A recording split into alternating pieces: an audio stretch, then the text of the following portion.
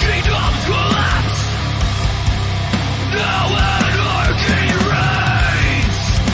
You want it, you got it. Now anarchy reigns. What's going on? You're listening to the You Want It, You Got It podcast. Today I have an JT from the band HEARTWELLS, and I guess the label he runs label Hey Fever Records, correct? Correct. Okay, I think I fucked that up, but Hello. I got it out. Hello. Yes. So I got introduced to you guys from a band that you actually have now signed to your label by the name of Empired, which Yeah. I feel like I'm a fangirl of right now. Yeah, Really, good friends of ours. So this past Friday, you guys have had a video come out, correct? Yes, for Backstabbers, our new song off of our new Okay. EP coming out. And how many songs on that EP? 6 songs we're doing. We tracked 7, but we're keeping one off for a different release for August. But yeah, we did 6 songs with Paul Miner from Death by Stereo out of Orange County. His studio is called Buzz Bomb, and he's been doing so many like amazing records. Even just, I mean, his pedigree is insane. If you see the bands he's worked with, and the guy's just a beast, a workhorse. He's got like, you know, I'm from Chicago originally, and like I always tell people that have an insane work ethic, they have like a Chicago work ethic as like a monitor of like how hard you work. And that guy literally lives in the studio busting out records day in and day night. But well, what brought you to California?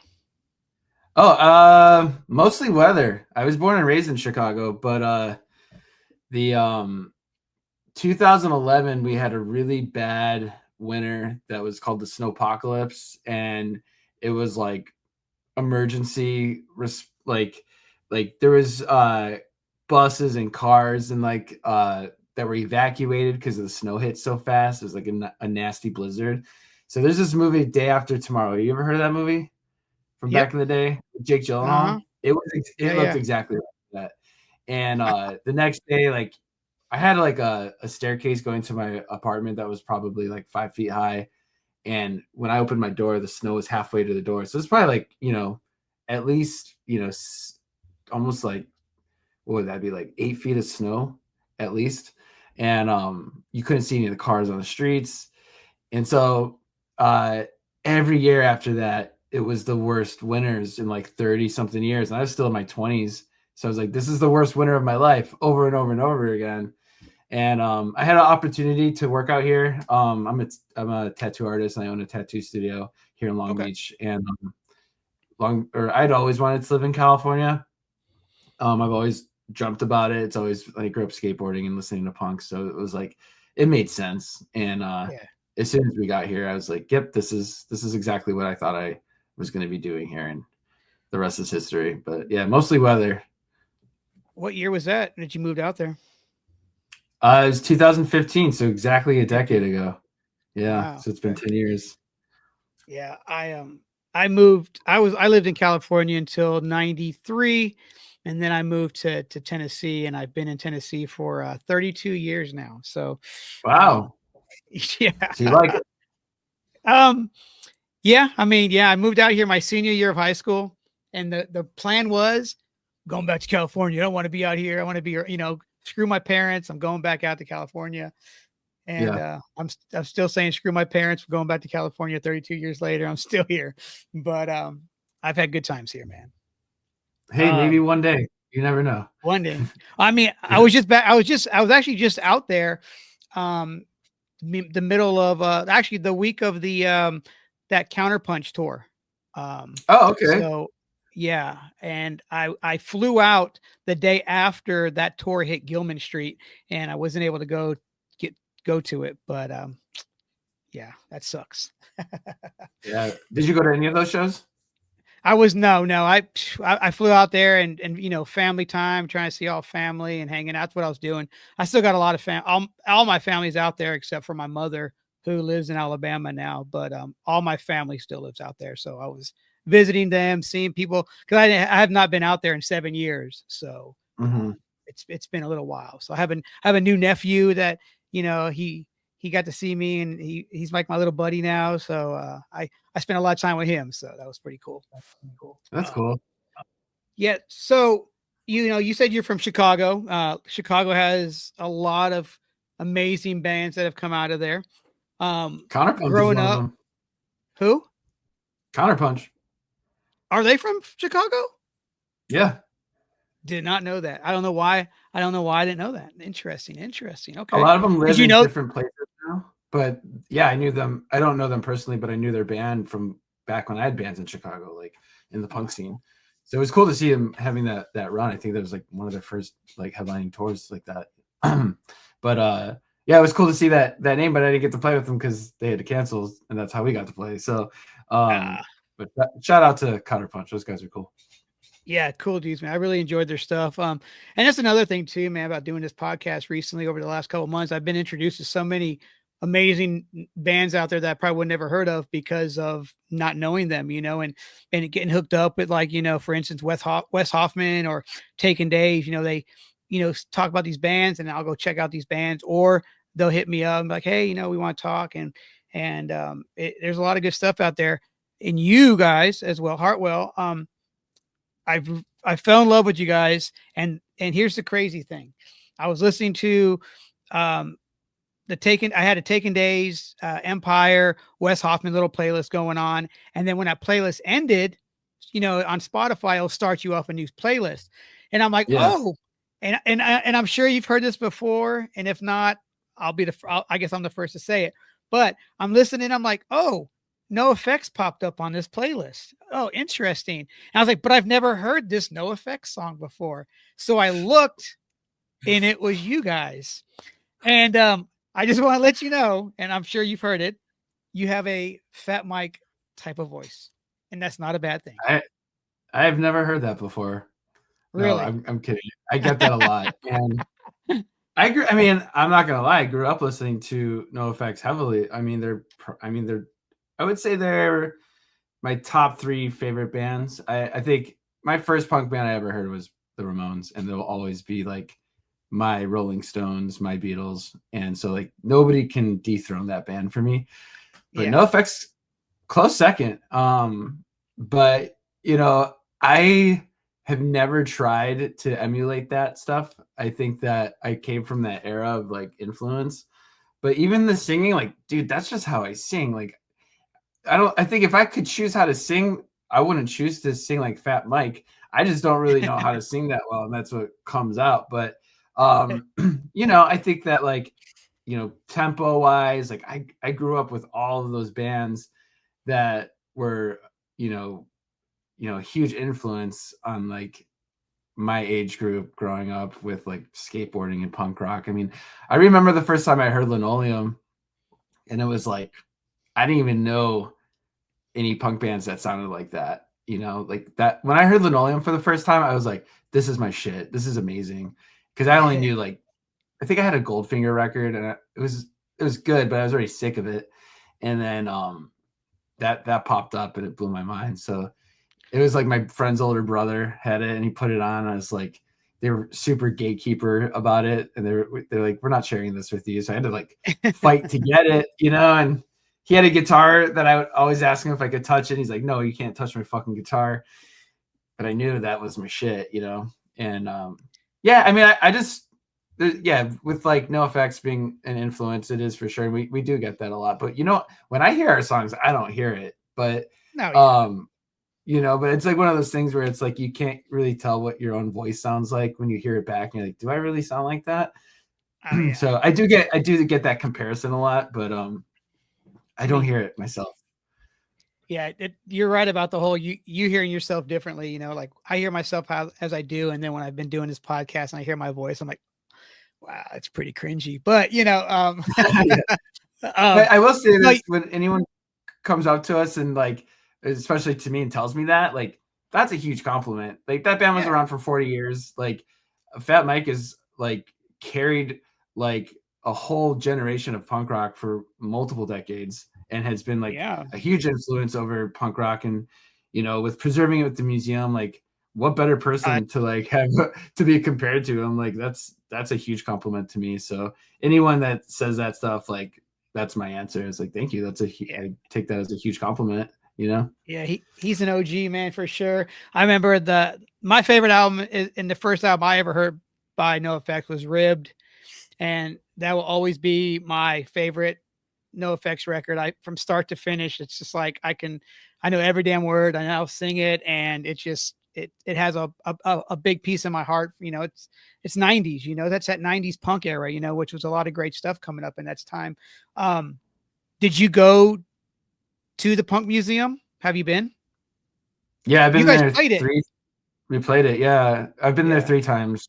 My bass player Moki, who's he got married there. Oh wow. And then I went with my wife the first time. I think they had only been open for like a month or 2. They were brand new. And then I've been there 4 times. We went on tour last year, and that was our last show. And Monkey from the Addicts was there, and he was selling artwork. Oh wow. And I bought one of his pieces. I can actually show it to you.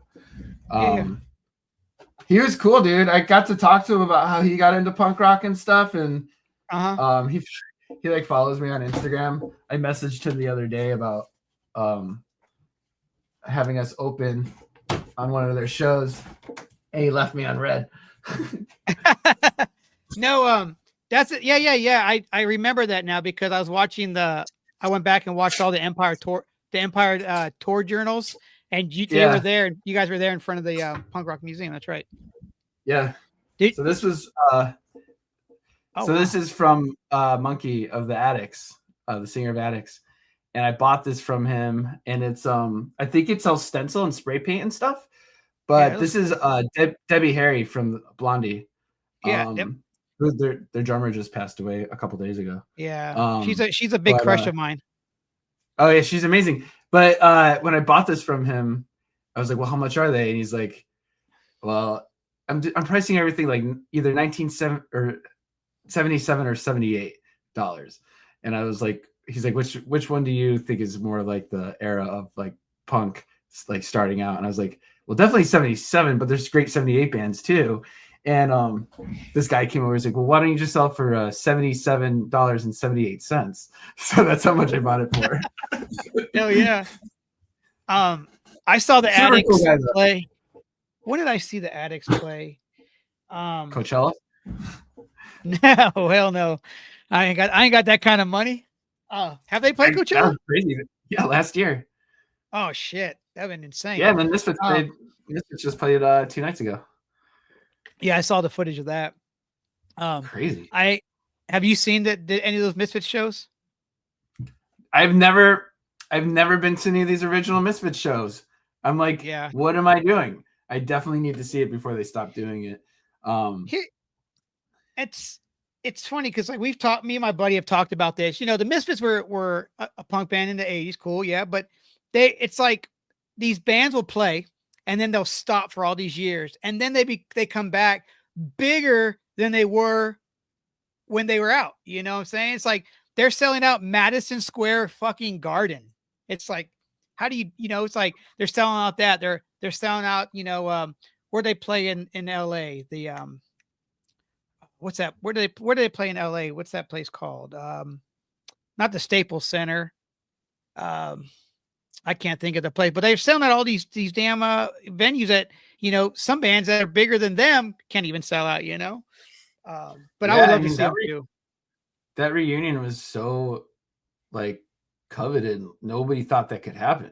Like the tension between Jerry and Danzig has been like part of punk rock history forever. Everyone knows like you can never get those two in a room again. I thought it was cool when he would do his Danzig tours, and Doyle would come down and he would do like a Misfits like 10-minute block with just OG Misfits songs. Because to me, like, dude, that band is such a fucking cool band, and like, they owned it so hard. Like they didn't care. They had the whole theme going on. Like his lyrics are so crazy. Like they're dark, they're violent. Like, it's really like some pure punk rock shit. And I think that like, you know, they were going a little bit further with like the edginess of their band than the Ramones were. They were able to like bring in that whole kind of like horror vibe and stuff. And their sound was like their sound sounds like horror. Like the Jerry's Oh bass tone, yeah. like the guitars are like slightly out of tune, like, and it's, you know, they did a lot of those takes like live and like first take kind of stuff. Like they didn't get fancy with it, and it the spirit of those songs really came through all those recordings. And my buddy used to have the Coffin set, like I so want that. Yeah, and there's so many cool different versions of the songs that are like just slightly different takes that they did. And it's like a whole amazing, it's like I think it was 4 CDs. Like it's an awesome catalog. Do you remember your first Misfits song you heard? Oh man, that's a good question. So I do remember when man, I remember my friend's older brother. It's always these older brothers. Yeah. He had a Misfits, I want to say it was like a tape, or I know it wasn't a record, it might have been a CD, but it was on his nightstand. And I remember seeing it. I was probably like 10, 12 years old. And I saw it and I was like, dude, those guys look fucking scary. Like, what the hell is that? like satanic band. And when I heard them, I thought they would sound like more of like a metal band, because I had just seen them with the Devil Locks and shit. I was like, what the fuck is this? I thought they'd be like heavy metal or something, like Megadeth or something, you know. And when I heard them, I was like, dude, this is amazing. It's like an evil Elvis singing to Ramones songs. It's amazing. Oh, yeah. And but I would say the first ones that I could remember was probably like Die Die My Darling. I know Bullet was funny because my friend's older brother came into the room and grabbed like the insert on the record, and he was reading the lyrics out loud from Bullet. And if you know the lyrics to that song, they're fucked up. You know, it's like talking about like jerking them off and all types of shit. Like it's crazy. But isn't Bullet the shirt too? Isn't Bullet the shirt with Kennedy getting shot? Isn't that the Bullet? Isn't that the Bullet shirt? Yeah, I believe so. It's an awesome shirt.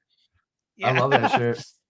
I had when I was in 93, I moved out here, but I went back to Cali to go visit my family for like a weekend. And I went to Haight Ashbury in San Francisco, and I got this Black Flag shirt, and it's the Black Flag shirt with the cop, with the gun in his mouth, it says, "Make me come." And me being me, I wore it to school.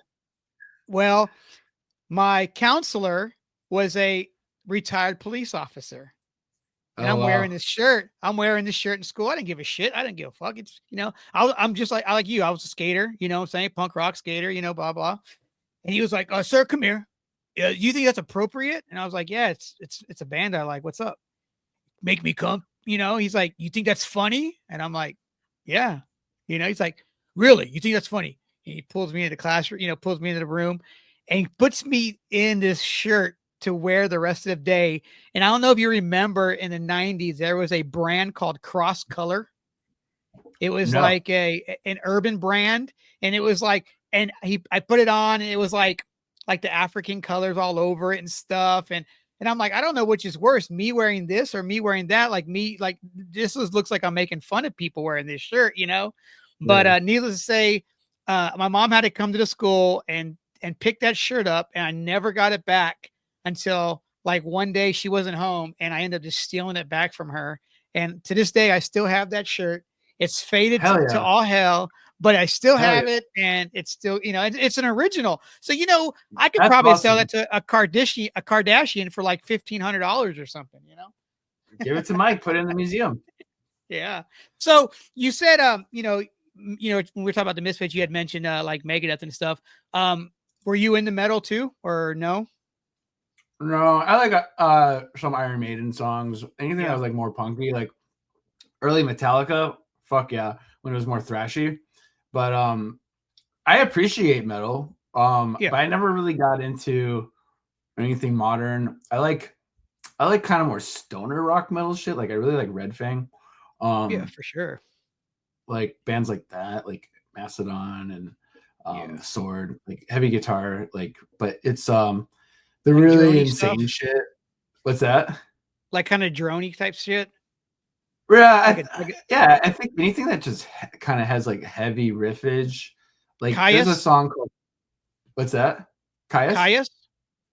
You know them? Caius? Old yeah, it's old Stone Queens of Stone Age, right? Des- Before them. Desert Stoner Rock. Yeah, yeah, yeah. Yeah. That's some good Yeah, shit. no, I don't really like Caius that much, but I like early Queens for sure.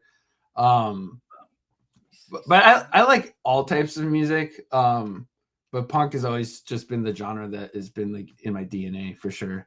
Speaks to me. Yeah. Yeah. I grew up, I mean, I listen to it all. I like it all, but like when I was a kid, I started out with like hip hop and like most kids, Michael Jackson, because I'm an 80. I grew up in the 80s.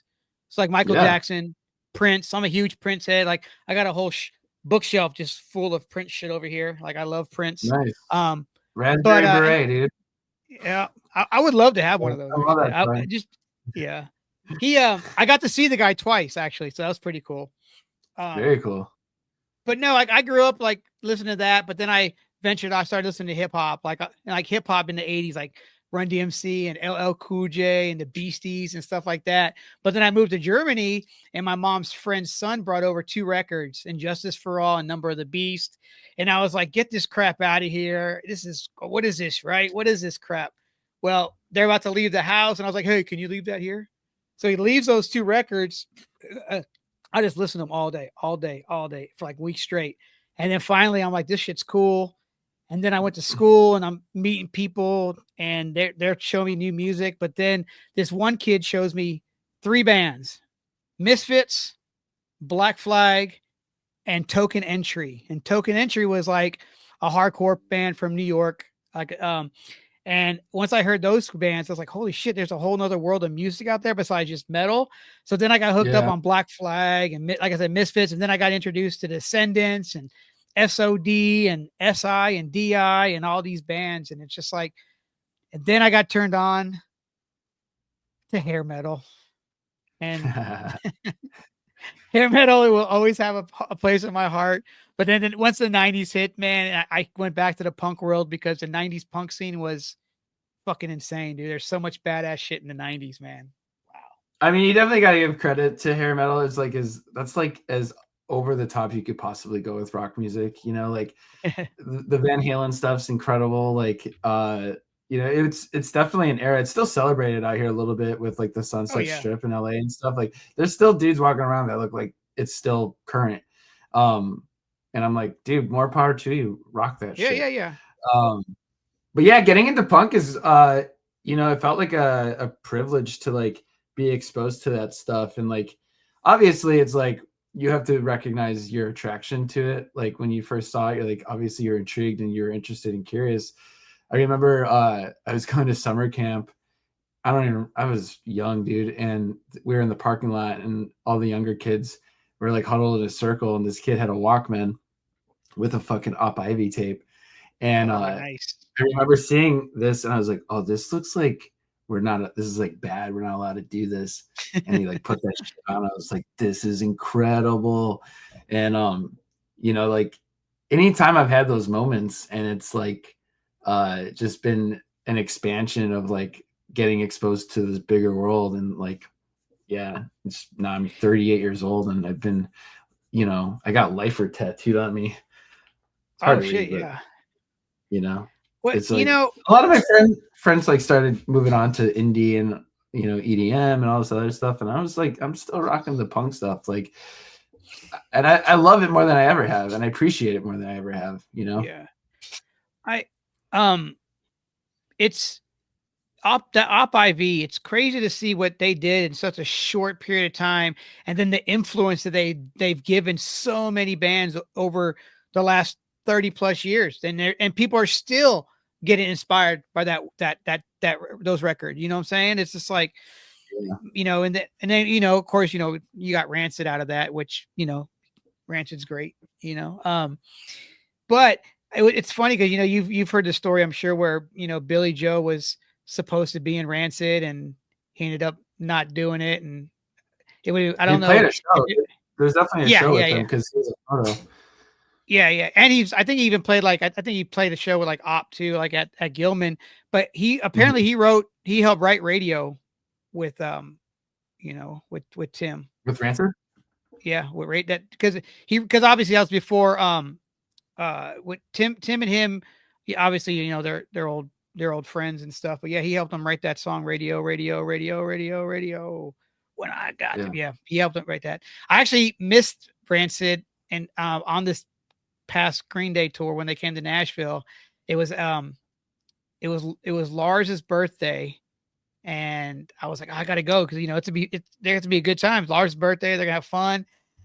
Missed it, missed Rancid, and I was really upset. Missed the Linda's, missed Rancid, but got to see Green Day do Dookie in its entirety, and I was happy about that. So it was still I mean, fun. that's cool. That's cool. Yeah. Krista Makes from Less Than Jake.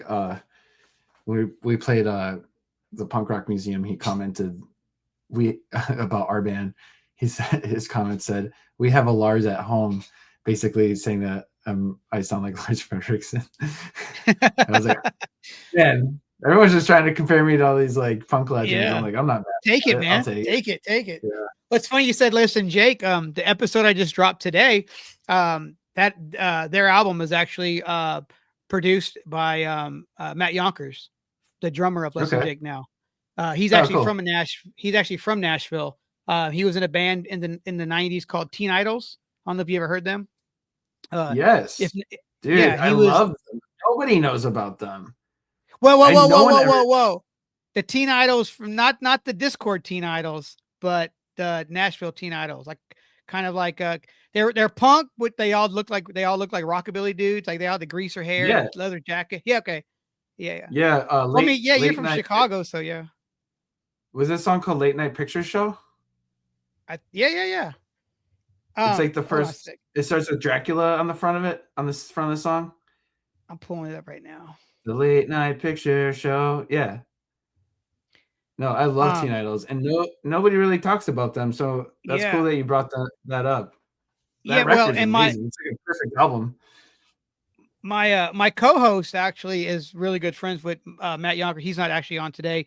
He's got some things going on, but he Matt Yonkers used to play in a band with him, and then but yeah, he's right now he's producing like and recording all these Nashville punk bands right now. There's a band coming up out of Nashville called Second Self.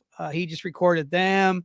Yeah, so he's doing his thing. He got to get it all. He got to get his the band I did today was called the Catastrophes. Really good stuff, but he has to finish their album before they do this Less Than Jake tour. So, but yeah, man, it's crazy how this whole punk rock world is. It's big, but it's still small. Everybody still knows each other. Yeah, And you got I definitely agree with that. It's a big, small world in this community for sure. Yeah. it's have you so Hartwells, you guys, and if I may have read it wrong, but were you guys basically like I call them the COVID era bands? Is that when you guys kind of started off during COVID? That's really funny that you say that because I've never heard anyone use that term, but I mean, technically, yeah. Moki and Moki used to play bass or guitar for Get Dead. He was a founding member of Get Dead. Wow, okay. Do you know Get Dead? Oh yeah. Yeah. They're on Fat Records. Yeah. Moki and I met through Craigslist. Actually, I had put my record up there because I'd been now like 6 years since I had played in a band, and I really missed it. And my friend, my friend's band needed a bass player, but they chose not to have a bass player. And I really begged her. I was like, I'll play bass in your band. Like, I just want to play. Yeah. And she's like, why don't you put your last band's record on Craigslist and see if you can get any bites? And I had found other musicians on Craigslist that I was like trying to like coordinate with, but they seemed really like aloof. Like they didn't have a car, just like weird shit. I was like, oh, it's already a deal breaker. Yeah. But I put up my record from my old band, Born on Jeffries, and I got one email, and it was from Moki. And we had recorded at Atlas Studio, which is a an old studio in Chicago where Alkaline Trio recorded, Lawrence Arms. So it was a coveted studio, and so he emailed me. He was like, "Oh, you got to record at Atlas. That's a legendary studio." And like, he's like, "I really like the tracks. We should meet up." He lived like 5-10 minutes from my house. So we got together, and it was this like perfect match. And it was like we knew each other forever. And so we started playing music, and it was just him and I writing and, you know, going back and forth and tracking stuff digitally. And then COVID hit, and that all went on pause. But I remember quarantine started, and I told my wife, I was like, I'm gonna write a record. And I just sat in my room, and for like a month or two, all I did was just write acoustic songs and track everything digitally, and made demos. And majority of our first release EP, that whole EP, except for maybe one song that Moki wrote the riffs on, was all written from the quarantine sessions from when from COVID. So yeah, technically. And then Moki and I started playing golf because there was nothing else to do outside that was still open. So he got me into golf, and we started golfing at this golf course called Hartwell Golf Course. And so we named the band after the golf course, Hartwells, which that's where Tiger Woods started playing. And now we don't golf. He golfs. I don't have time to golf, but that's how it started. That's why the first record's called Four. And I'm about to ask that. Yeah, she's like golfing through like the apocalypse or like a World War III scenario. So yeah, you know, it was like, for me, a lot of this stuff happened organically. But yeah, short answer, yeah, we are definitely a COVID band. I say that because there's a lot of bands that I know that started during the COVID time, because I mean, what else do you have to do besides sit back and write music, you know? I know there's a lot of bands here in Nashville, same thing. They started during COVID, and, you know, kind of like Empire, they kind of basically started around that same kind of era too, you know, just writing music during the time. I think it's cool though, because the music was needed, and there was so much that came out, and, you know, I thought it was a cool era, cool time, you know. But yeah. So Hartwells, there's a song on the new Old School album. It's obvious, it's the first track. Yeah. And there's some lines in there from some other bands towards the end there. Yep. Is that just like an homage? Yeah, you're the first person to actually point that out, which I think is so funny because that's exactly why I did it. It's an homage. That whole record is a love letter to like 90s punk. And that song in particular, Death of Rock and Roll, was like, you know, I borrowed heavily from like No Effects influence and Bad Religion. And the chorus originally was doubled. So it was like the Death of Rock and Roll chorus. And I was like, we were in the studio, and I was like, we need to take out the second chorus, and I think we need to put Bad Religion in there. And so that's exactly what happened, and it fit perfect. Yeah. And I was like, dude, because not only is it great, but Sublime did it too. So it's like an homage to both of those. And yeah, it just kind of worked out. But everyone's like, oh, it sounds like a No Effects song. I'm like, there's Bad Religion lyrics, and nobody says anything about it. And it's like a really well-known Bad Religion song, you know, especially because Sublime made it more well-known. I got another one too, though. In Doomer, is that is that line a Proclaimers reference too? Yes. Yep. Okay, I noticed. And I was like, go ahead. The end of Death and Rock and Roll has a reference to The Wall, Pink Floyd, The Wall. Yeah. I did that. You can't eat your meat when you. How can you have any? That I remember that. Yeah. So I did. Paul, the producer, he went in the studio, and that was him saying that. He did like a Scottish accent, and he did it. Oh, really? Yes. I thought that was sampled. No, we couldn't get the sample, and the sample wasn't that great. And he's like, I was like, you should just do it. He's like, I could do it. And he goes in there, and I have the video of him doing it. He's like recording himself. And I was like, cool. It turned out awesome. So yeah, that, and then Island Wasteland has the Beach Boys reference in it. those might be the only songs that we did that with. Well, it's funny though, There because might be with Death more. Death Yeah. of Rock and Roll, I noticed that the first time I heard it. I was like, holy shit, that's Bad Religion. Like I noticed it right away. And then the next song, I was like, is this their thing? Like it's like every song they add like a little snippet of something else, but it's like, yeah, I noticed that right away. Yeah, that was pretty cool though, man. You know, a lot of those ideas like just popped into my head, and like the Bad Religion thing popped in my head during the studio while we were tracking, because I was playing the riff and I was like, oh, this totally fucking works with that song. So I ended up telling the band we should definitely do it, and I think they just trust me to like make those silly decisions on stuff. Yeah. Like, but I remember like we were in the studio doing Doomer, and that middle part needed something because it was just empty. I was like, it's kind of boring. And I was like, we should do the Proclaimers thing, but we'll do I'll Never Walk 500 Miles. And I was the one singing it, and then I was trying to get Moki to do it, and now he does it. So he That's cool, definitely, man. yeah. What do you think it's cool though, that stuff? Because we didn't I really like do that. it. I think Yeah. I just think it's I didn't know if you guys did it on purpose. Obviously, I'm sure you. I mean, obviously you did do it on purpose, but Yeah. it's just like little things because it's like you just say like I caught it. Like how many other people really did catch it too, you know? Or maybe people did catch it and just they don't mention it. You know what I'm saying? But I like little things like that. You know, it just You're it's the something first different. person to mention the Bad Religion lyrics, so I appreciate you Yeah, saying that, because I'm like, that yeah, one was so in your face. Like, it's the first song. We were actually not going to make it the first song because it had that in there, and then yeah, we played a show and we opened with that, and then we knew that we had to change the track list order, and it was a no brainer. So yeah.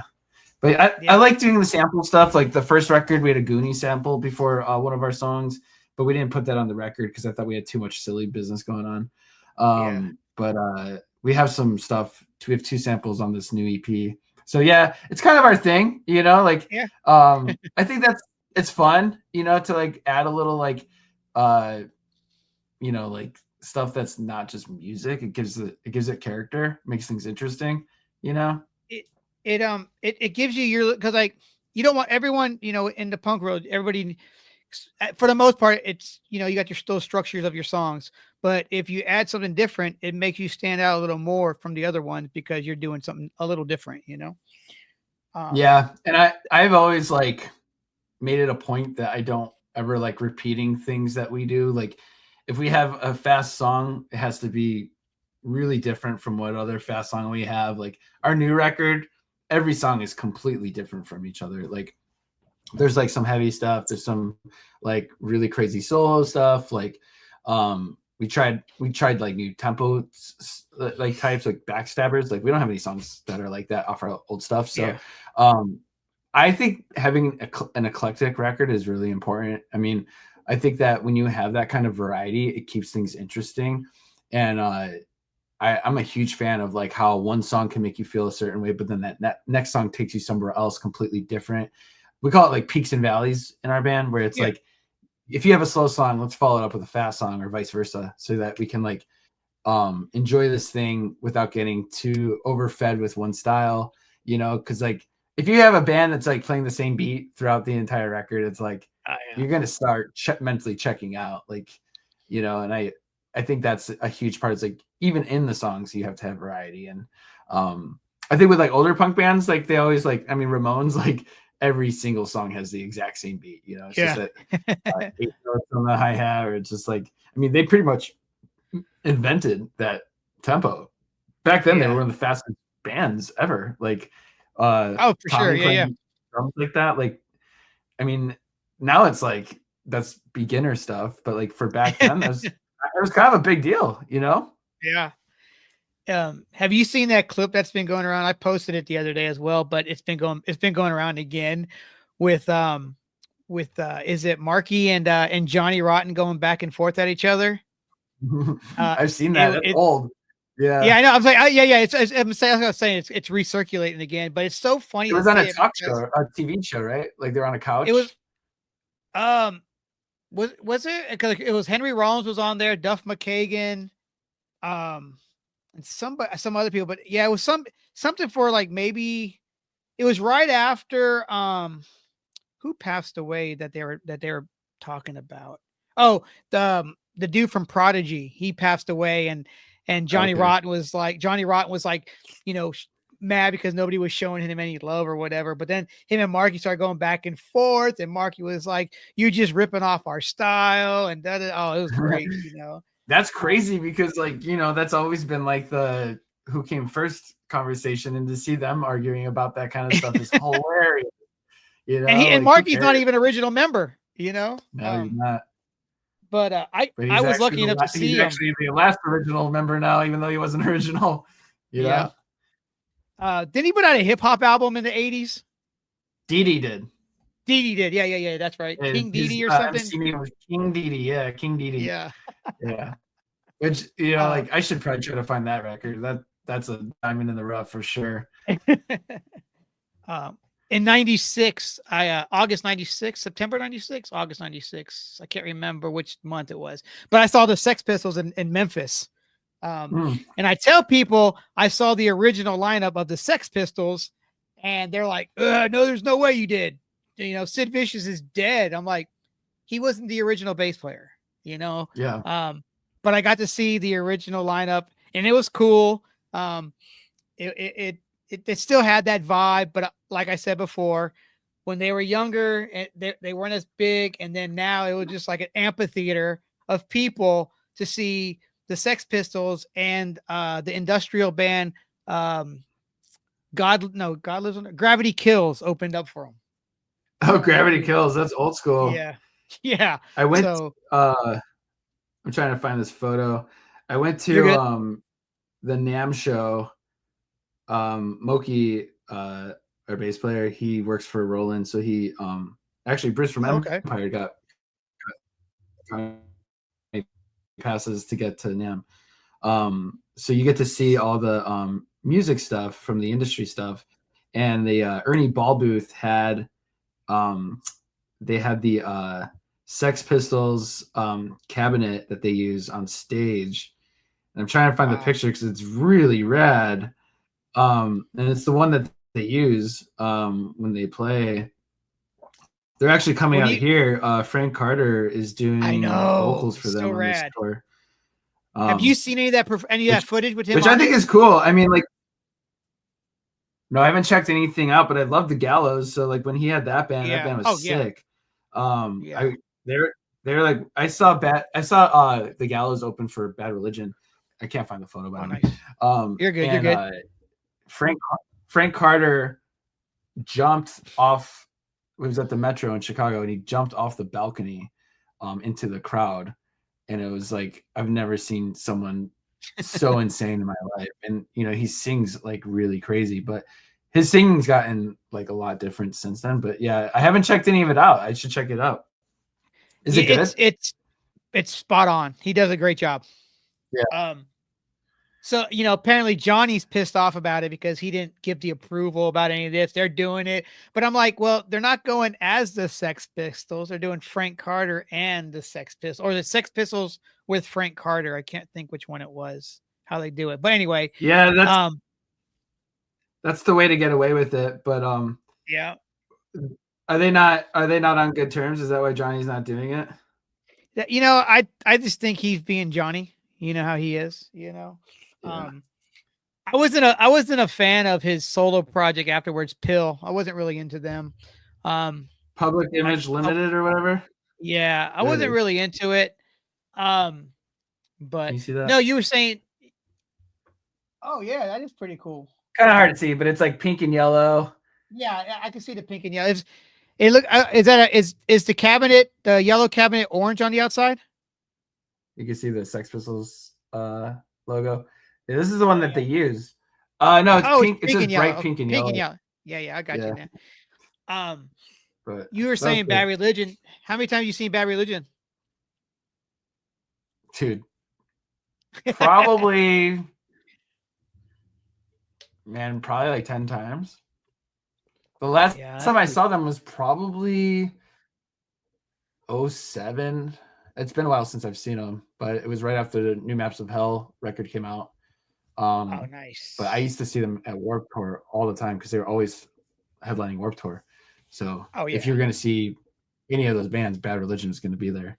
But yeah, I saw actually the last time I saw Bad Religion was probably 2019. I saw them at Huntington Beach. It was like a Punk in the Park thing, and Okay. No Effects headline. And we have a song called Old Bags, and I reference this thing that happened where I ran into the pit for Bad Religion, and they were playing Generator, and this was like I don't remember the last time I was in a big ass mosh pit like this. And Yeah. I ran in there, and it was like someone threw a fucking banana peel under my shoe, and I fucking flipped. As soon as I got in there, I landed straight on my back, and I was so embarrassed. And they like picked me up, and then I have like back in this pit, like get me the fuck out of here. And so I'm like trying to get out. I get out, and I'm in another circle pit. I was like, fuck. So I haven't done any pits since I then, have but I have one of those I have moments a where I thought I was friend younger, but I'm not. and you're not. Yeah. No, I got a buddy of mine who was taking his his daughter up to to Madison, Wisconsin. Yeah. And that's where, that's where Graffin is from. Well, he just Mhm. happened to go there, and who's playing but Bad Religion. He's like, I have to go. It's a hometown show for him.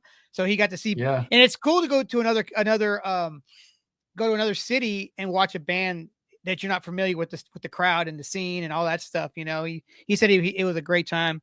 Um, with that being said, real quick, I have a question for you though.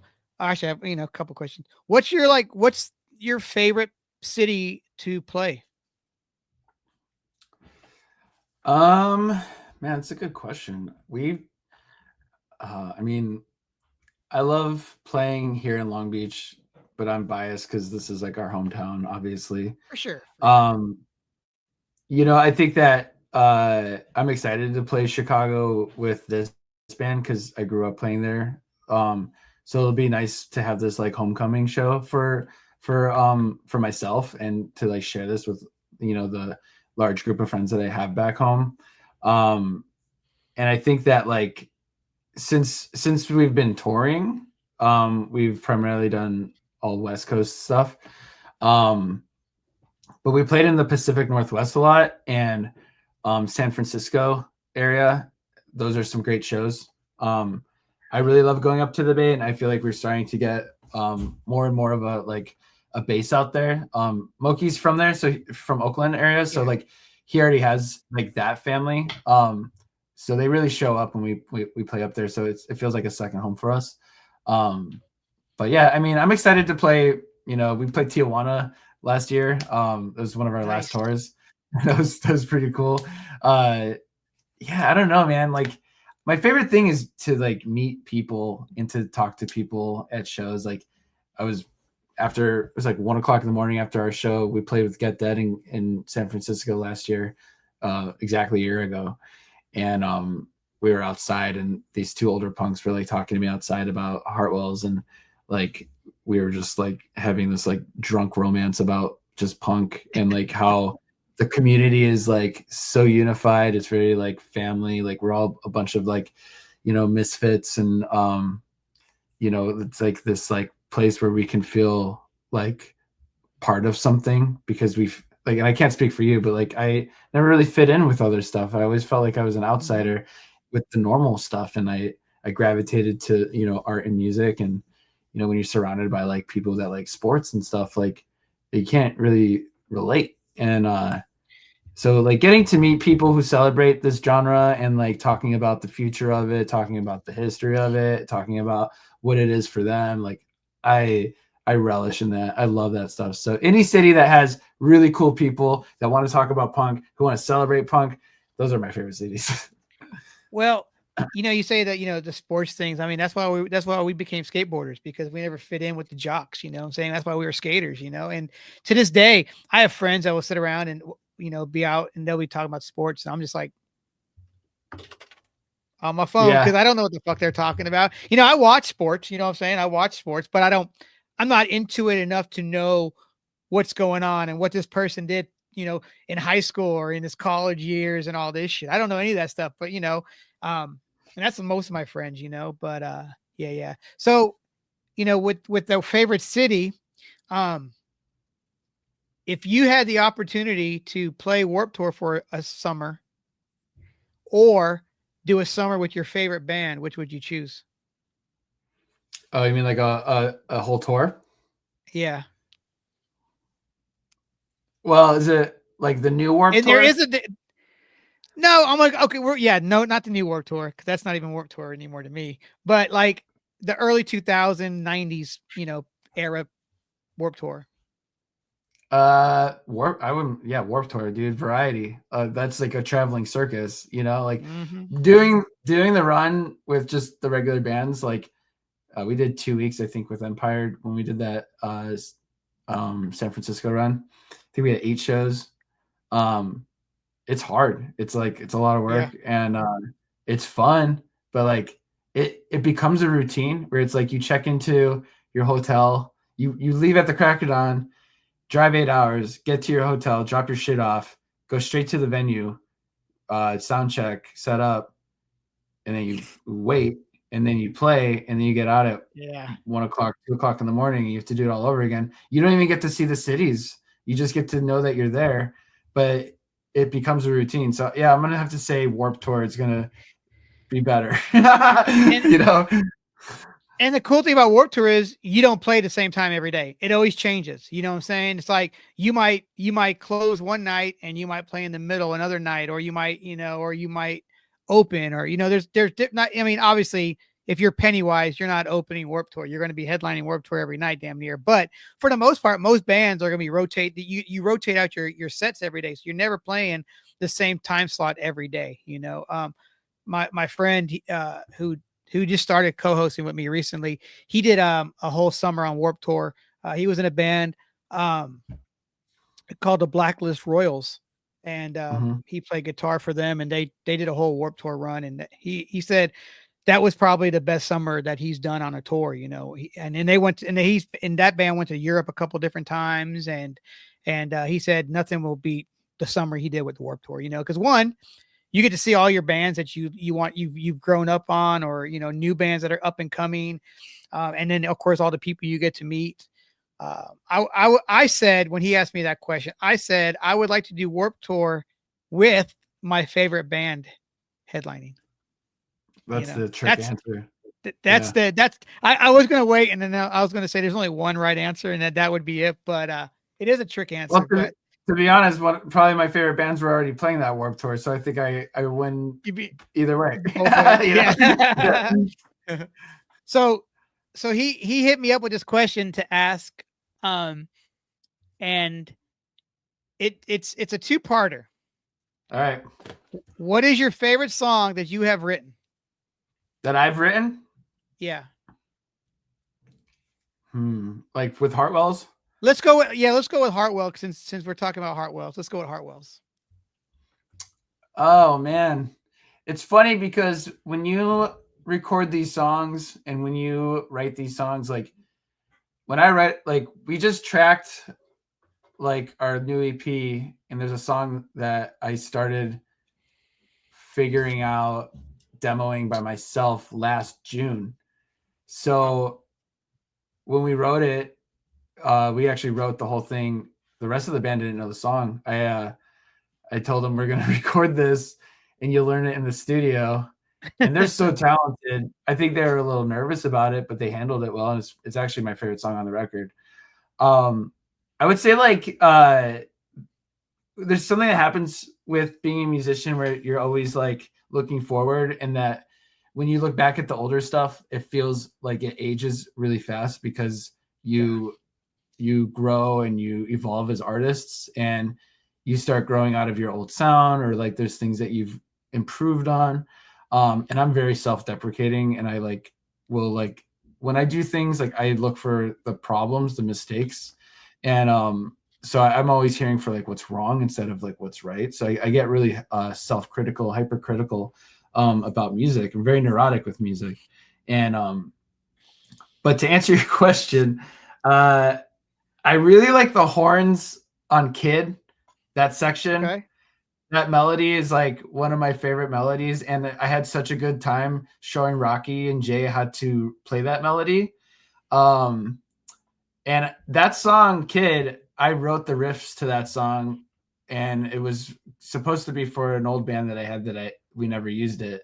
I never showed it to anybody, but the riffs are really difficult if you're not a skilled rhythm guitarist. So I used it as like a test when people were asking to jam to see if I could start a new band. And I made a rule: if I show you this song and you can't play it, then we can't be in a band together, because I'm not going to teach you how to play your instrument. I don't have time for that. And I showed this song to our guitarist Squid when he was basically auditioning to be in the band, and he did it in like 2 seconds. And I was like, perfect. So I like that song a lot. I like the melody on the guitar riffs and the stuff with the horns was really cool, because that was the first time I got to work with horns on any records. I think Death of Rock and Roll is rad. Coasted, the Woes and Coasted are really cool. Yeah. Lovely Day in Hell is a really personal song. I wasn't even going to bring that song into the band, but they like forced it. I didn't think they'd even like it, and it just became this kind of like, really heartfelt song about friends that I've lost. And I just had someone message me last night saying how much that song means to them.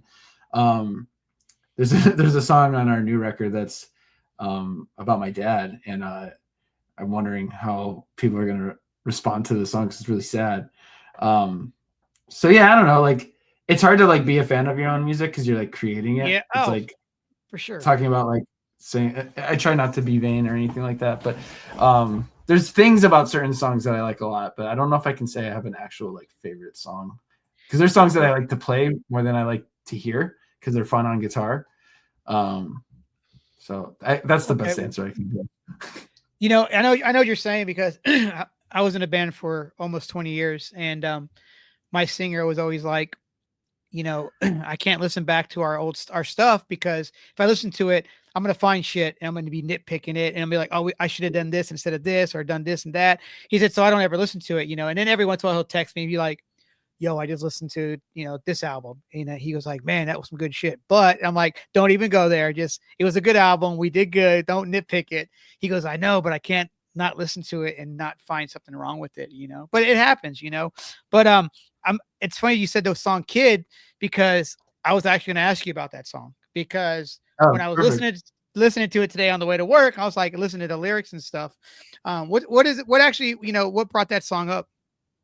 Like, what made you? So I wrote that song about a long time ago, and what's funny about that song is that like a lot of the way I write lyrics is like, it's kind of like just what comes out, and I don't really think about the theme. I do plan to put things together, but that song came together in a way that it actually taught me what I wrote about after it came out, and I actually listened to it more. And the song is about coming to terms with not having kids. Mm-hmm. And like, because my wife and I don't have kids, and we don't plan on having kids, and coming to terms with that. And then it's also like, my reasoning for not wanting to do it is so that I don't like turn into my dad, kind of thing, out of fear of turning into your parents, because you become a parent, and not that I ever think I would, because I'm very completely different person than he ever was. But yeah, it's basically what it is. And it's like reflecting on like myself as a kid, and like having to be a strong person growing up with a single mother. And like we had a really difficult upbringing. We grew up very poor, and so like a lot of the stuff that I write about is personal, anecdotal stuff. And but yeah, it's kind of like, that's the overall theme, is like not having a kid, because you don't want to become like your parents. Exactly. Yeah. So since you say about the favorite song thing, then let's go with what's your favorite song to play live? Probably what the end of Kid is great. Like, it's such a good one. It's such a good closer, because it's the horns are so climactic. And Rocky brought 2 members of his other band called Chencha, and they're like a big Mexican ska band.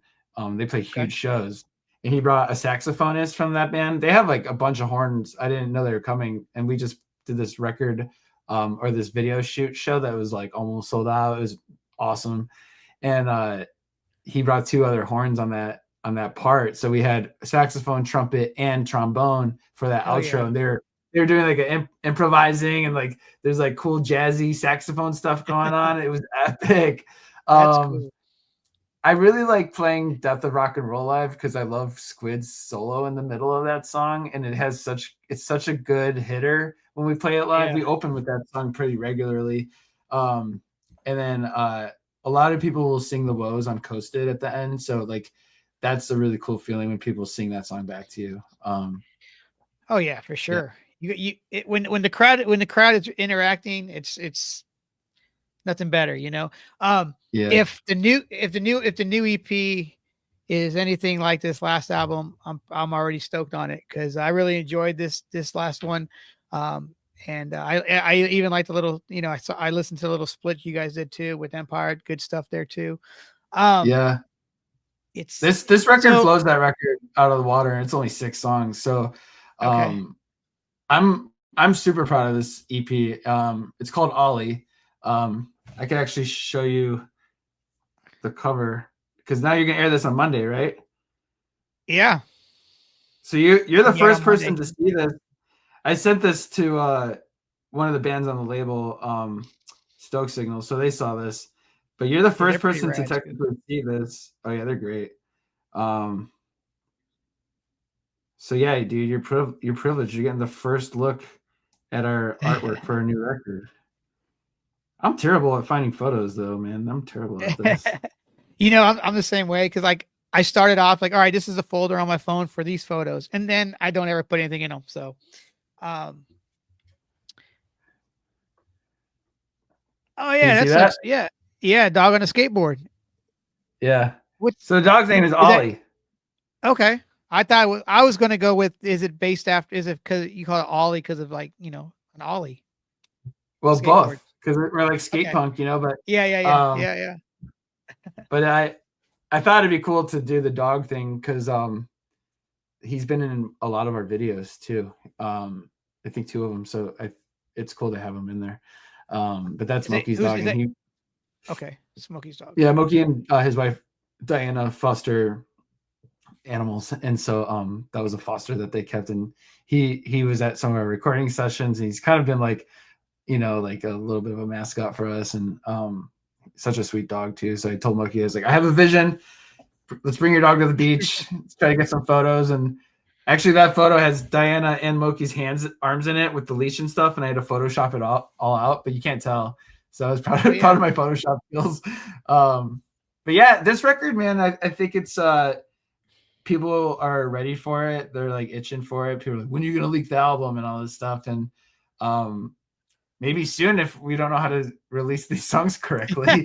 But I was Yeah. kind of So stoked. I was telling my wife that we didn't plan on releasing that today, and that it just came out of nowhere. She's like, "Well, there's like a surprise release then." I was like, "Yeah." I was like, I kind of love when bands do that. It happens all the oh time. yeah. So in retrospect, like it was fun that it happened that way. But the video is going to be the bigger release. It's releasing on a Dying Scene, so it already been out by the time you do this. But Yeah. that video we had to cancel twice because of fires and then a snowstorm. So the second time we canceled it, we had to like pivot because our band's really busy outside of band stuff. Everyone's got really tight schedules with life. And then we're working with Bruce and Josh from Empire. They directed it. And Oh, so okay. we pivoted. We took the whole idea and we just moved it over to someone's house and did the exact same thing. And then we shot at the sardine show that we had out here. But that was supposed to happen like 2.5, 3 hours from here in Idlewild up in the mountains at it was supposed to be like a you'll see the video. So I Okay. won't give Yeah, away yeah. too much, but So we worked it out and it turned out amazing, and they did an amazing job. um I want to talk about the label too real quick, but I got one more part of that question. Okay. What what is your favorite song that you wish you would have written? That I wish I would have written. Yeah. Like, well, that's kind of a funny question because like if I did want to write a song, I would just try to write something that was in the vein of something like that. Like if you listen to Death of Rock and Roll, and this was completely unintentional, but I knew this was going to happen. The intro to that song, when the chords hit from the guitar, they're the same 4 chords of a NoFX song called I think it's Separation of Church and Skate. Yep. I know what you're talking And about. so they're the same kind of chord structure, but it hits a little bit different because the way Squid plays it, he almost like hides it. And I was really worried that people would think that we lifted it. And I wasn't even thinking about that song when I wrote it, but I did know those chords. And I was like, Yeah. this might be the part that like shows that off.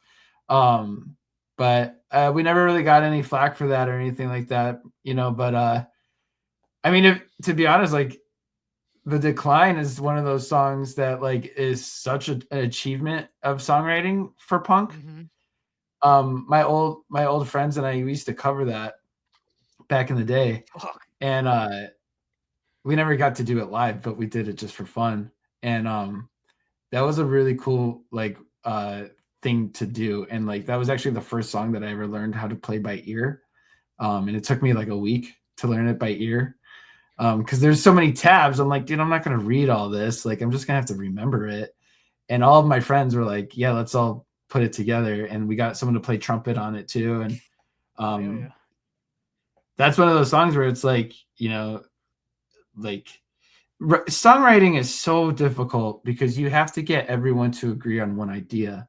And then everybody has their own like ideas of what that idea should be. They all want to put like their flair on things. So this new record, like a lot of people in this band, they're really breathing on this thing where everyone's shining and I think playing at, you know, their best, and it's very harmonious in that way. And you know, I think that like songwriting, it's like I put together like a skeleton of a song and then the band comes in with all the other extra amazing stuff. So you know, I think that if I was gonna answer your question, like The Decline from NoFX would be like that would be such a cool song to write, you know, but you can't do that now because somebody already did it and he did it so well, you know. So it's like we all get to just enjoy it now. And you know, that I think that was them at their best, you know. That song's like what, almost 20 minutes long? 18. 18, yeah. I a buddy of mine went to Red Rocks and watched them do it up there at Red Rocks. And I was Oh, like, Daz, yeah, right? With the orchestra. yep. That would have been cool shit Yeah. to see that, you know. I It's crazy to see what on the vinyl. band has done. The vinyl. I have the vinyl of that, yeah. Yeah. Yeah, dude. I mean, 40 years, like that band started before I was even born, and like they're still technically together. They're just not touring, but or playing shows. But yeah, I mean, like I'm 38, so it's like I can never be in this band for 40 years. I'll be fucking I mean, 78 you years can. old. I mean, you can. We'll see. We'll see. I mean, if you look at some of these look at some of these punk bands and some of these hardcore bands like that have been like Agnostic Front, you know, they're fucking Vinny Stigma from Agnostic Front's about to be 70 and you know, he's still fucking going ham. Yeah. He'll be 70 or 71 this year in December, and he'll be on stage in Germany on tour when he turns 70 or 71. Yeah. Still going. Yeah, and still running around. Brian Baker from Bad Religion said something similar to like, I don't see myself not doing this. And like, he was like, I could see myself playing Bad Religion songs till I'm like 80 years old. Like, I think that's just rad. And like Brian Baker, I feel like is like one of the most prominent guitarists in punk, you know, and he's done it all. He played in Minor Threat. He's been doing it forever. He's that guy that like has been playing like, and has been that guy for his whole life. So yeah, I'm sure he can see himself doing it till he's 80 something years old. And more, I mean, I love that Bad Religion's still going, dude, because with NoFX hanging it up, like somebody's got to keep the flag flying, you know? It's so crazy because like I would never be able to sing some of them lyrics because the way he he puts them out there. Because and first off, the wording he uses is like fuck, but like he just makes it like flow, like it's smooth, the way he does it all. But you Greg were talking Evan? about, yeah, he just the way his vocals are just amazing, and the way his First writing is punk band insane. to use like a thesaurus in their writing for sure. Real. Yeah, he Um, uses crazy words. you said Brian Baker, the bands that he had did, like you said, Meyer Threat, he started Dag Nasties, and then Yeah. nobody knows this. I mean, people know it, but then he was in the LA like rock band, like the sleazy rock band Junkyard. Mm. He did that for 3 years, and which they're still going today. But he's done so many bands, it's crazy, and he's still going, and he's still looking good too, still looking good doing his thing. I think he even played. Yeah, I think he even go ahead. when I was talking to Monkey about like how he got into punk and stuff, and I was thinking about it, I was like, that wasn't that long ago. Like it was probably less than 10 years older than me as far as like when I was born. I was born in 86, so this was 77 when it started. Technically. So I'm like, oh, it's about 10 years, or 11 years. And like, oh no, it'd be less, right? No, 10 years. Anyways, Yeah. 9 years. Anyways, I was just thinking like it feels so much older because like all the Ramones are dead and like Yeah. all these bands are getting older and stuff. But I'm like, oh, this really wasn't that long ago. Like Monkey's still active and playing big shows with Addicts and stuff like that. So it's like I felt like it in my mind. I was like, this is from like the 60s. It's like really old in my mind, but I'm like, actually, it's not that much older than I am. And so it was cool to hear about like how he got into punk and stuff like that. But yeah, I mean, I love that punk is still, celebrated as much as it is. And like, I'm trying to do my part to like keep it alive with what we're doing with Hay Fever. And that's my biggest goal is just to preserve it and celebrate it and curate it. And, whatever happens with it, like, at least I'm trying, that's all I can say. Yeah, I mean, you guys like your shows. I mean, you guys have good turnouts for like your name. You guys getting good crowd, like headline shows. Yeah, we headlined almost every single show we played last month, and every show was great. The only one that we didn't headline was the Versus the World show, the Counterpunch show, and that was a Thursday night, and it was a great Thursday night.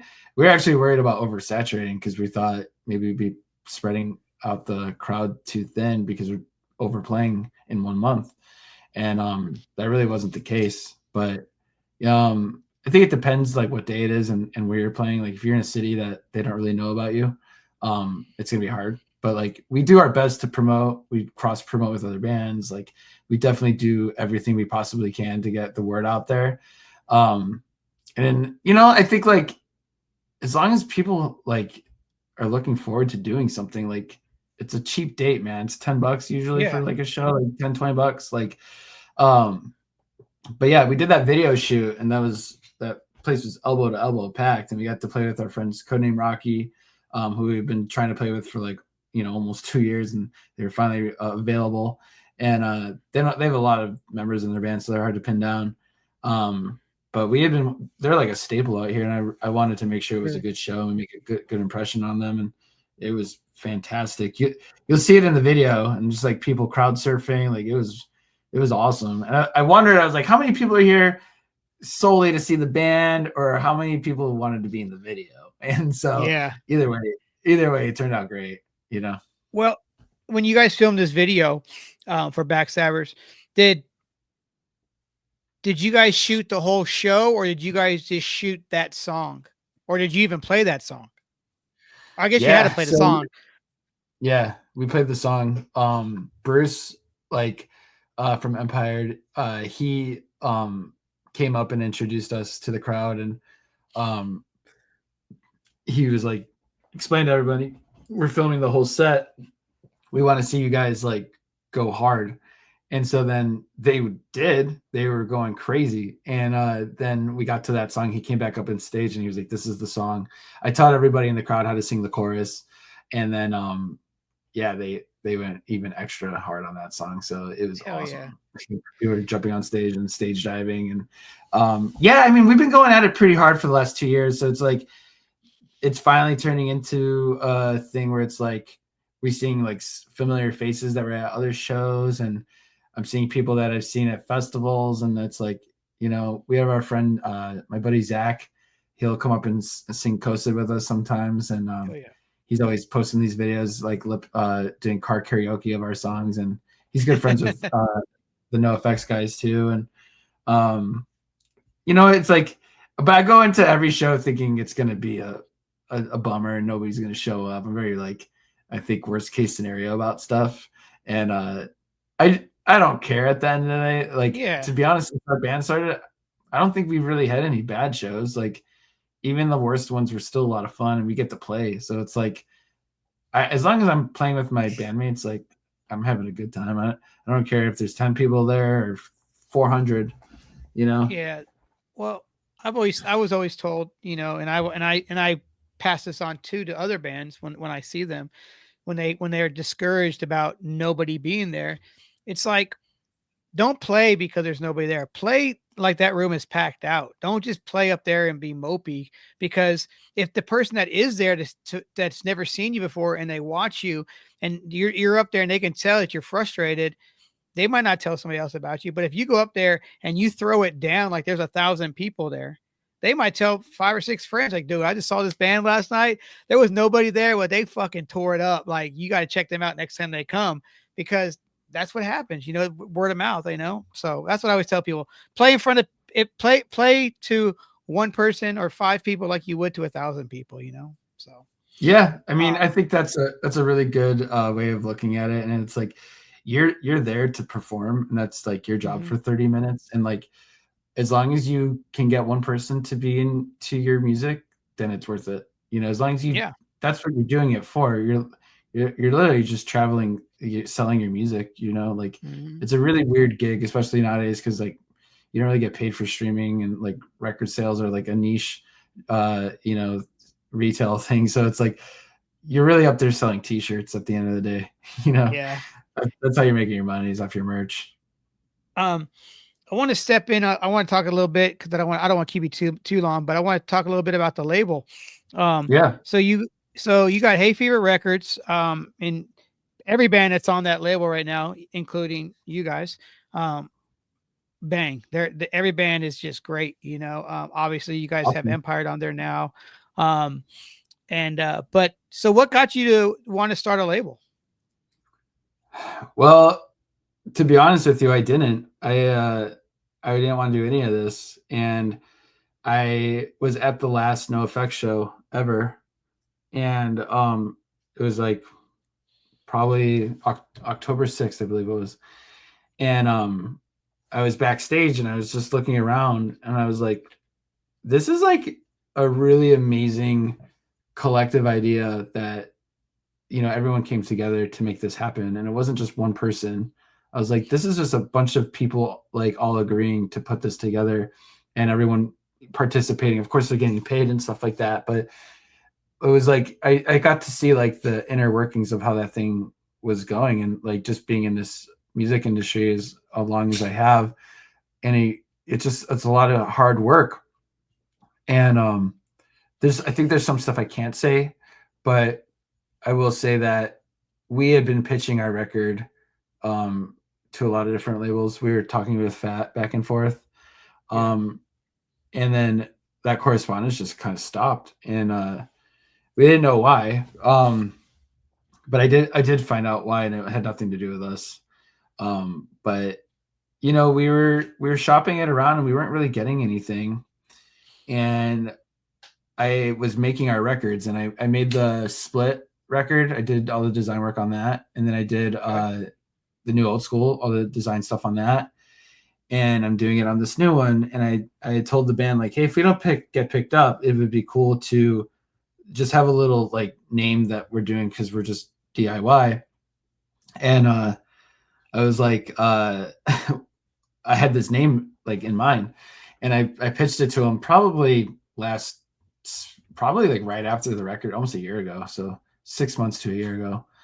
And they were just like, cool, man. Like, I don't have a problem with it. We'll talk about it when we get there, kind of thing. But it just seemed like if we're gonna keep putting records out, we should probably establish something here, you know. Yeah. And you know, I own a business, and I know like what goes into making things to create this kind of stuff. And I took a lot of that knowledge and I was just like applied it to music. And so then after that No Effects show, I was in the car with my bass player Moki, his wife, my buddy Bradley from LA Crimes, and the Chris Gotti who runs Pirates Press. They do all the pressing for Fat and Hellcat Records and a lot of the bigger indie punk labels. And Gotti is Moki's old roommate and close friend, and he's a close friend of Heartwells. And Colin, or what was his name? The photographer for No Effects was in the car with us too. And I'll remember his name in a minute. But anyways, John Snodgrass. And so they were all talking about some news that I didn't know about, and I don't know if you know about it, but I don't think I'm allowed to say anything. But I had found out, and then I turned around, I looked at Chris, and Moki already knew I wanted to do this, and I told Chris, like, I'm starting a record label.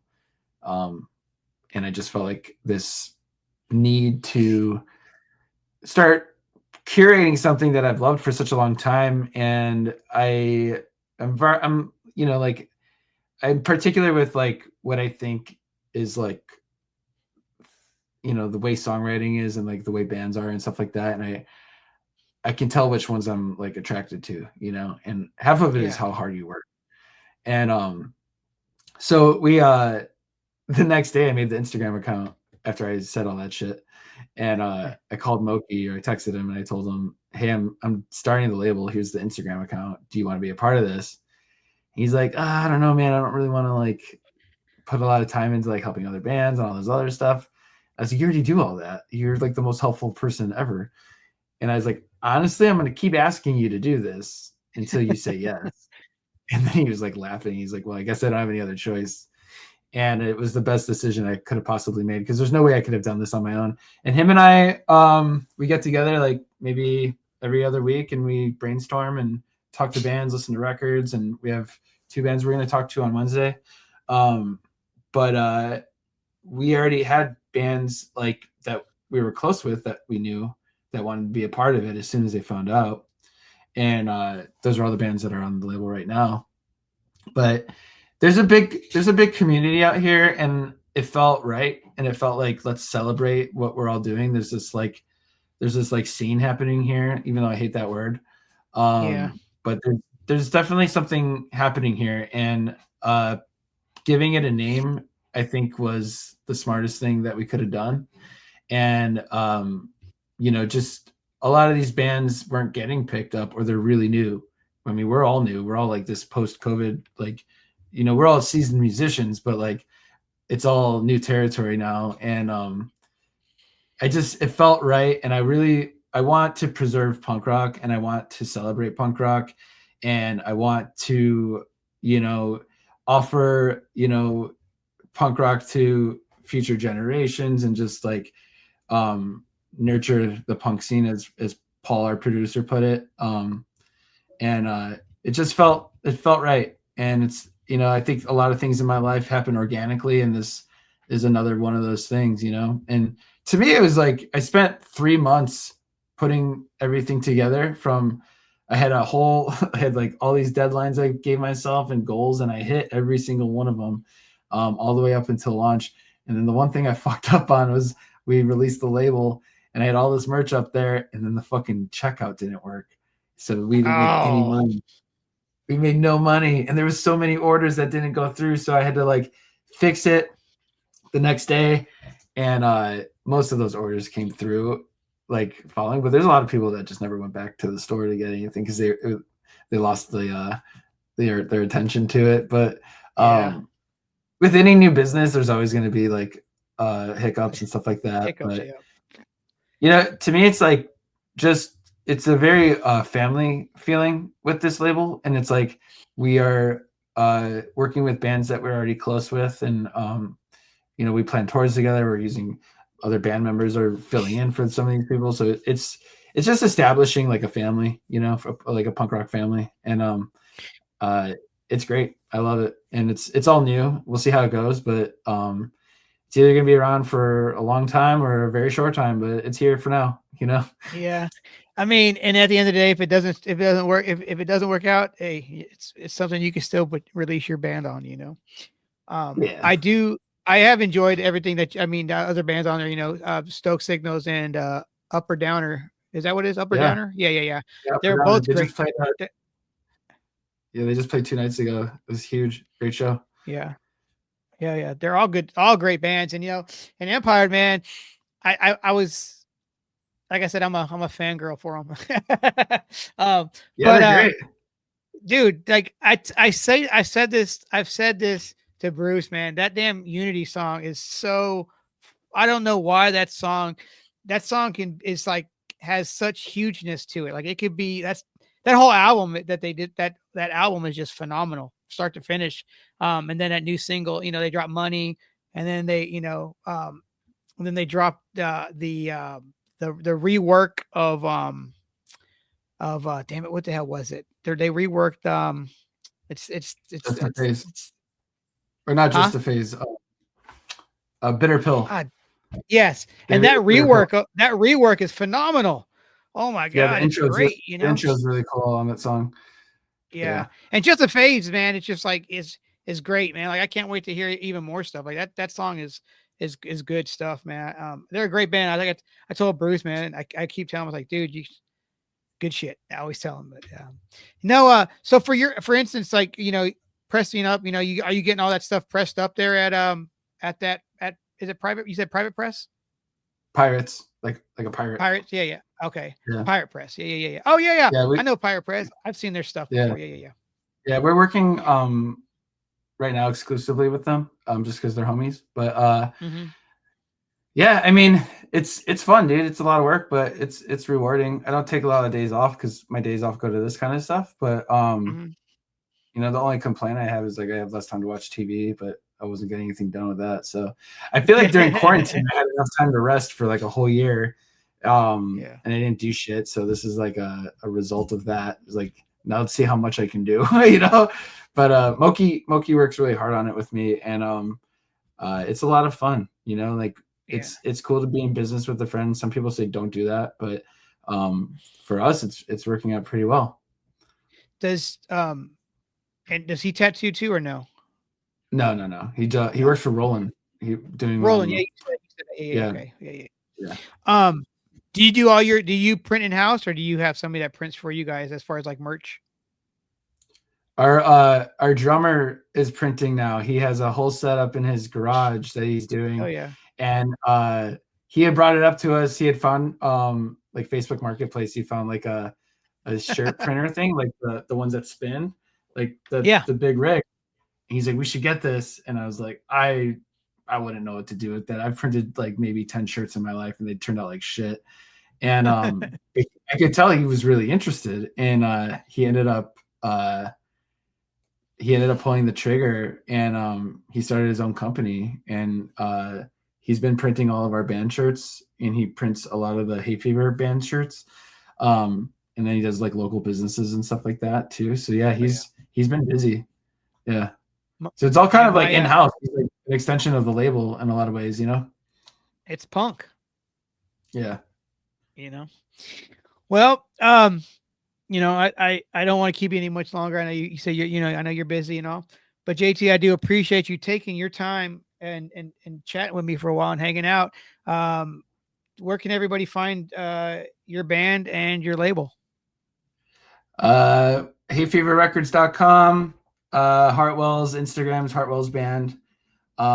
That's where probably the most active. We have a Hay Fever Instagram as well. Heartwellsband.com is also a website we have. But for the album, we're gonna have pre-sales on the record on Friday starting. And those will all be on Hay Fever, HeyFeverRecords.com. So a lot of the up-to-date stuff will either be on our social media or our direct websites. And then real quick, you guys are going on tour in 2 weeks with Empire?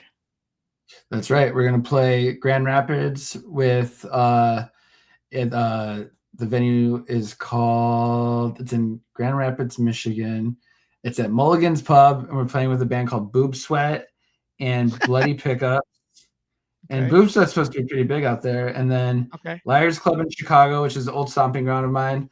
And we're playing with actually the mentor that I had who taught me how to tattoo like 16 years ago. Her band is playing that show, so that'll be really cool. Yeah. And then this band called Dreadwolf. And then we're playing in Dayton, Ohio. And this is all the end of this month. So 24th, 25th, and 26th of April. So it'll be fun. It'll be cool to play the Midwest, and I'm from around there, so it's like coming back home for me. Hell yeah. But I'm excited to show my bandmates what it's like out there. That's cool, man. Get up some Chicago pizza. Dude, I just went back to Chicago in February just to get pizza with one of my best friends. So Hell it's good. Yeah. The food out there alone was one of the hardest things to walk away from, but I think I'll live a little bit longer, you know? Yeah. Well, let me ask you this real quick. In California, do you agree they got the best Mexican food? I think San Diego does for sure. The best burritos I have are in the Mission in San Francisco. Great answer. But I walked across the border in Tijuana, and there was a taco stand, and that was the first taco I had, and it was the absolute best taco I've ever had in my life. And I was like, this isn't going to be good. It's right across the border. It's a tourist trap. They're just trying to make a quick buck. Fuck no, that was the best taco I ever had. And I still dream about that taco. Let me ask you this question real quick. Where in the Mission did you get a burrito? Oh man, I forgot the name of this place, but we were setting up at the venue, and there was these guys sitting at the bar, and the manager of the venue called me, and she's like, "You have some time, so why don't you go get some lunch or something? Go get burritos or something." And I was like, "All right." So I got off the phone with her, and I saw these three guys at the bar, and I was like, "Where should we get a burrito?" And then they told us, and we walked over there, but I can't remember the name of the place, but it was walking distance to Kilowatt. Well, when I was a kid in 1975, which was the same year I was born, this establishment opened up. And as a kid, my mom would always take me there, and I would get a quesadilla, because that's when you're a little kid, you'd eat a quesadilla. And it was on it's on 25th and Mission, and it's called La Taqueria. And it now is like this crazy everybody goes there now. It has like Michelin stars and like all this kind of stuff. Oh, The same owner is still there. And every time I go back, except for this last time, I didn't even make it into San Francisco this last time. But it hasn't changed a bit. It still tastes like it did when I had my first burrito after graduating from a quesadilla to a burrito when I was like 5 or 6. It still tastes the same to this day. So yeah, but yeah, it's still there. nice, dude. It's just called La Taqueria. Yeah, it's exactly what it's called. And they have it. And then in the 90s, in the mid 90s, they had another location to open up in San Jose. I don't know if it's still there, but the one in 25th and Mission, still there, right down the street from McDonald's and the BART. So okay, I'll look into it next time we go up there. Going back in August, so that'll be good. Yeah. Well, JT, I appreciate your time, my friend. Until next time, my guy. Cool, man. Thanks for having me. And yeah, check out our new record, Ollie, coming this summer, and check out Backstabbers, our new single. All right, then. Later, guys. All right, later, dude.